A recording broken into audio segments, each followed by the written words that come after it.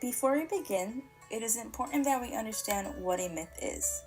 They serve two purposes. The first is to answer questions such as who made the world, how will it end, and what happens after death. The second is to justify an existing social system or traditional customs. Greek mythology are the stories about gods, goddesses, heroes, and monsters. During the time of ancient Greece, this was very important because it was the explanation as to why everything was the way it was. It gave meaning to the world people saw around them. Imagine believing that there was a fire because a god was angry, or it was raining due to a goddess's tears. The Greeks had thousands of gods. At the center of Greek mythology are those who lived on Mount Olympus, the highest mountain in Greece. They ruled every aspect of human life. Some gods you may be familiar with are Zeus, god of the sky and king of gods. He was able to create any natural phenomena related to the air and sky. Hera, Zeus's wife, was supreme goddess, patron of marriage and childbirth. Poseidon, god of the sea and protector of all aquatic features. Hades, lord of the underworld and ruler of the dead. Now, not all Greek mythology is focused around gods. There are also many creatures that play a big part in these famous stories, such as sirens, Medusa, and cyclopses.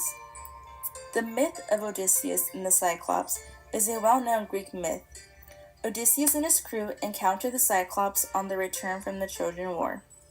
They were blown off course and eventually reached a small island. At this point, they were all starving and found themselves a goat pen. They were all lounging about, enjoying a meal, until the shepherd returned home, which unfortunately for them, was the Cyclops Polyphemus.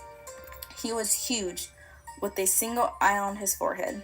He captured Odysseus and his men and took them into his cave, where that same night he devoured two of them. There was no way of escape, until Odysseus came up with a plan. While the Cyclops was asleep, him and his men sharpened the end of a pole and rammed it into the Cyclops' eye, permanently blinding him. Odysseus and his crew rushed to the boat and barely escaped. Aside from amazing stories, why is Greek mythology still relevant today? Well, currently, you may have seen examples of Greek mythology without even realizing it. Movies such as Percy Jackson and the Lightning Thief and the Disney movie Hercules are perfect examples. Greek mythology is still a subject that is also taught in the school curriculum. It is a big part of literature and history lessons. Some may view Greek myths as nothing more than old stories. Although these stories may be written thousands of years ago, it is important to remember who they are written by.